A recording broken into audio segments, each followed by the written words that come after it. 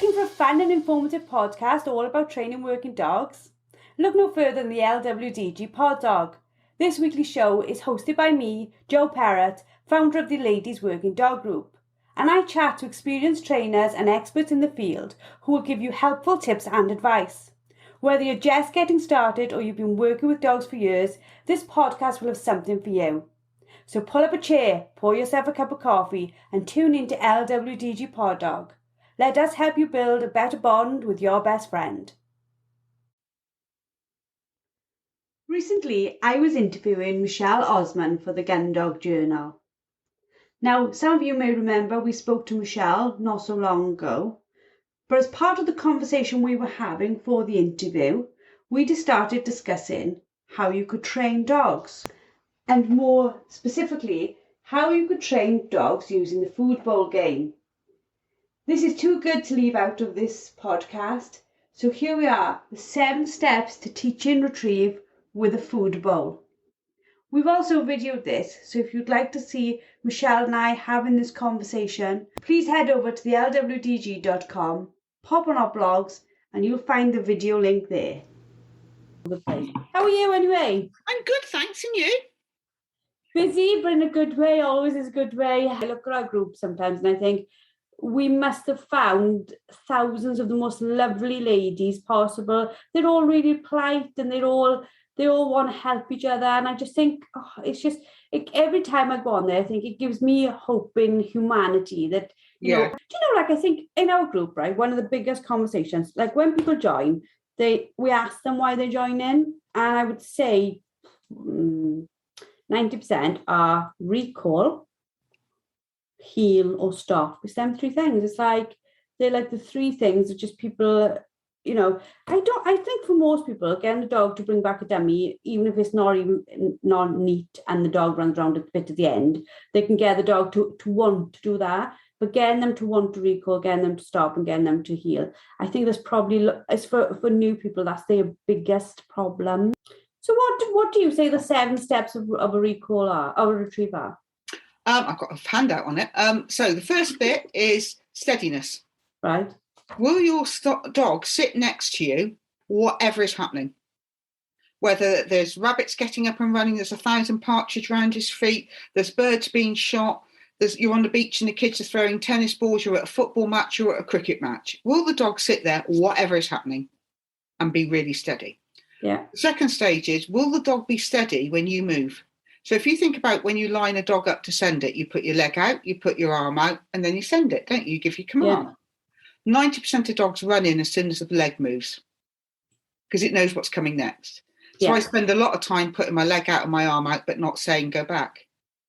I get to the point that until my leg's gone out, my arm's gone out, and I say go back, the dog doesn't go. Yeah. It's like a 3-point trigger. Yeah. Those 3, the safety catch is on unless that happens. So that's your second part. Your third part is, will your dog run out in a perfectly straight line? We own Spaniels. We know that naturally they can go straight for about 12 foot and then all of a sudden the hunt kicks in. Yeah. That is no good if you're walk-up shooting, because if your bird's been shot in front and you send your dog out and it starts to hunt the rest of the field, you ain't going to be popular with the rest of the guns because you would have flushed all the birds. You haven't worked that ground yet. So the dog must go out in a straight line. When it gets there, the 4th point, will it pick up whatever's there? Pheasant, partridge, your handbag, your keys, your slippers, your bra, your pants, pigeon, half blown up pigeon, rat, squirrel, whatever you want to call it. Will it pick up whatever it is? So I spend a lot of time training my dogs on toys, household objects, anything. My hat blew off the other day on the coastal path as I was running with the dog. So I stopped, unclipped the dog from the harness, lined him up and sent him to go and get my hat. You know, because... Yeah, I didn't walk all the way back down there, but he might as well go and get it. He loved it. And he was a Canicross dog again. So will it go out in a straight line? Will it pick up whatever you want? When it's got whatever you want, will it come back as fast as it can, the same route as it went out in a straight line to you? That's yet again about a straight line is the quickest route from A to B. Yeah. And secondly, you don't want it disturbing ground you haven't worked. Yeah. And if you're on a shoot day, it could be that a bird's been shot very close to where the next drive is. You want that dog to go to exactly where that dead bird is, not flush the rest of the next drive out. Yeah. And then finally, when it gets back to you, there's 2 more parts. I think that's 7. It might be 8. The final thing is, will your dog deliver to you? So delivery to me is when my dog sits in front of me with a bird or something in its mouth, right in front of me, almost with its front paws on my toes. Yeah. And then the final part is the important bit called present. That's when my dog goes, da-da, here it is, Mum. I'll hold on to it until you're ready to take it. A lot of people think delivery is just when the dog gets it back to you. No, that dog has to be able to hold it for as long as you want it to. I used to work 8 to 10 dogs.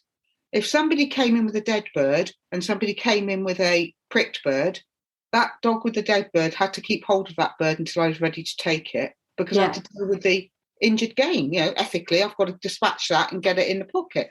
Yeah. And also, if 2 of them came in with injured game, if he dropped one of those birds, it could be running off and we'd have all hell for bloody leather going on. God knows how many Spaniels trying to chase a runner at my feet. I've had it happen.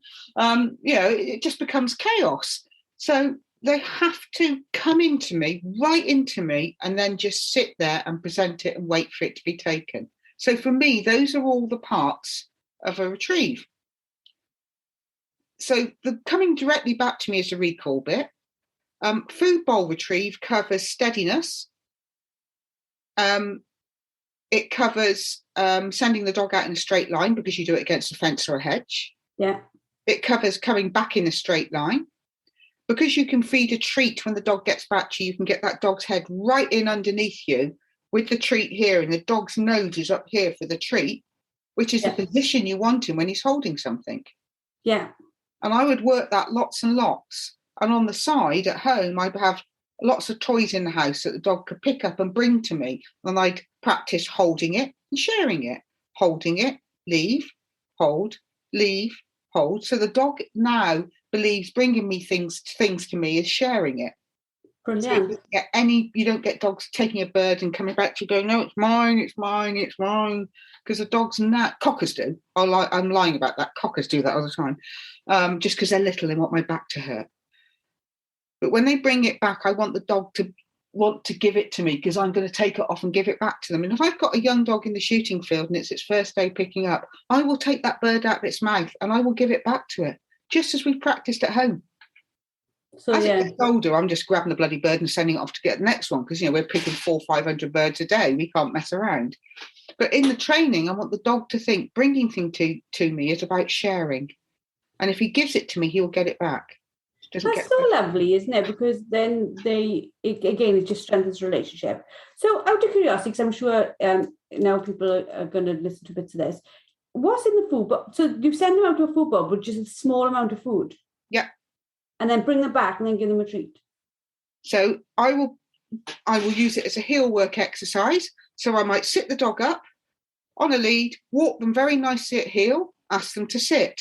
Step to the side, put the food bowl down in front of them, remind them to leave it. Put 2 or 3 bits of kibble in it. I'm that tight. Yeah. Or a little bit of raw food. Come back to the dog's side, tell them to leave the bowl, heel them away. So this is all heel work training. Right, okay. The first few times the dog will be going, excuse me, you've left a bowl, you've left a bowl, you've left a bowl. But you're doing it next to a fence or a hedge, so the dog's tight to the fence or hedge, so the heel work's getting good.